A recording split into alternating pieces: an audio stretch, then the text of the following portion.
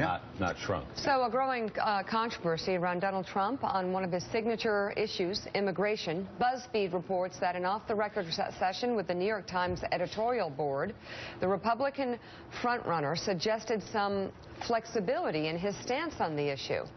The article points to a recent column from Gail Collins, who was at the January 5th meeting. She wrote, "The most optimistic analysis of Trump as a presidential candidate is that he just doesn't believe in except the ones you adopt for strategic purposes when you're making a deal.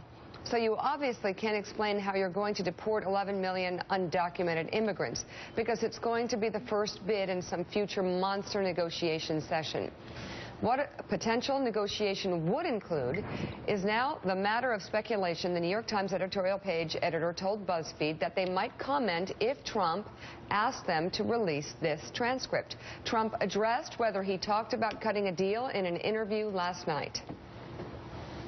We had a board meeting. It was off the record. All of a sudden, they leak. It's all over the place. They said, "Oh, it's negotiable on the wall." Everything. By the way, it is negotiable. Things are negotiable. I'll be honest with you. You know, I'll make the wall 2 feet shorter or something. I mean, everything's negotiable. It's not negotiable about building it. No, building it, not negotiable. It's not. But that wasn't enough for his critics. Mitt Romney tweeted another bombshell. Trump should authorize the New York Times to release the transcript of his editorial board interview with the hashtag "What is he hiding?" And Trump's opponents piled on. Apparently, he told them what he really believes about immigration, which sounds like what he told them was different than what he's telling you. Donald Trump should ask the New York Times to release the audio of his interview with them so that we can see exactly what it is he truly believes about this issue he's made the cornerstone of his campaign. The New York Times has a tape of Donald saying, "Everything I'm saying on immigration, I'm just saying because the voters like it. I don't intend to do anything."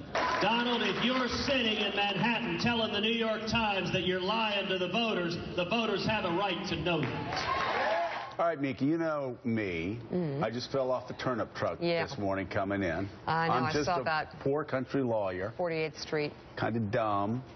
But I thought off-the-record comments Oh, I know where you're going. off the record, first of all. Secondly, I wonder if Marco and Ted would like all of their off-the-record comments that they have given over the course of this entire campaign released as well. Well, now this is ridiculous. I mean, first of all, for the New York Times to take off-the-record comments and then leak them just tells me never have an off-the-record conversation with the New York Times. Ever. They need to get a statement out. You know, I'm all big on, hey, get your statement out today. The New York Times needs to get a statement out today saying that this was inappropriate, and their sources can be assured that if they give them information off the record, they will not leak it selectively when it fits their political agenda. So because the New York Times is a news organization, maybe it's different, but I'm sure Hillary Clinton's Wall Street speeches were off the record, right? Right? Yeah. So should they be released, or is that not because... Is that off the record? But I mean that's not... I'm just asking. I think that's because it's not a news organization? Yeah, it's not a journal. No, that's completely different. Totally different. If I go to you and I say, I've got a great story for you, but I've got to tell it to you off the record, okay? Yeah. Or if you ask me a question, well, why do you do this way on the show? It doesn't make sense, Joe. I will tell you off the record. Off the record. It will give you sort of more of an understanding of the decisions that we make. I tell that to you, and you're able to write your story better. There's a certain amount of trust involved. There's a certain amount of trust involved, and you don't burn me just like I wouldn't burn you. Exactly. I mean, this New York Times thing is pretty astounding, isn't it? Well, kind of, yeah. I mean, you're the editorial because board. that is those are sort of sacrosanct precincts, you know. And board meeting. I'm not a member of the Washington Post editorial board, but when they go in, if they have an off-the-record thing, just like if I have an off-the-record interview with anybody, you never hear off-the-record about it means it never happened, basically. Right. I mean, you don't but only in a necessarily journalistic even setting. Acknowledge publicly that such a meeting took place. Now, there's an understanding that the editorial boards talk to the candidates, so everybody right. would assume that something like that happened. But no, it's off the record means off the record. In a journalistic setting. And Steve, this feeds into what I was saying before. The media, the establishment, could not separate their personal feelings from the story. And so they never saw Trump coming because they had so much contempt for Trump. And here you have the New York Times, supposedly the gold standard, right, having information from an off-the-record editorial board meeting leaked.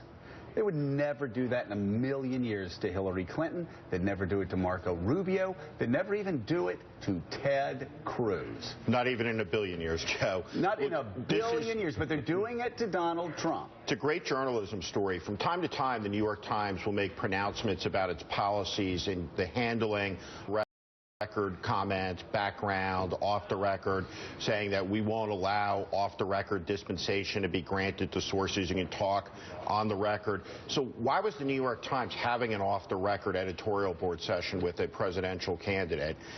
Being that it's off the record, why is it leaking now?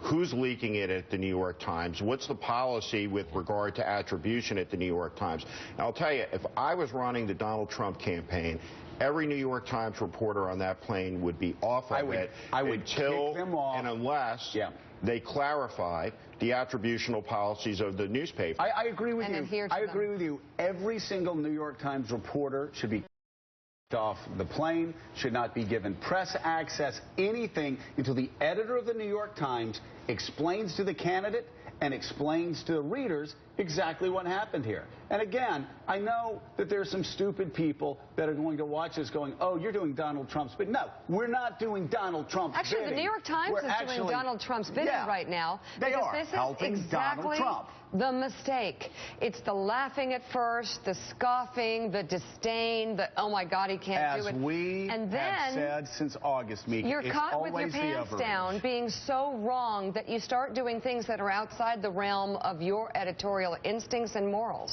Because you can't stand it. We have been saying this, Mika, Willie, and I have been saying this since July or August. It's always the media's overreach that feeds right in.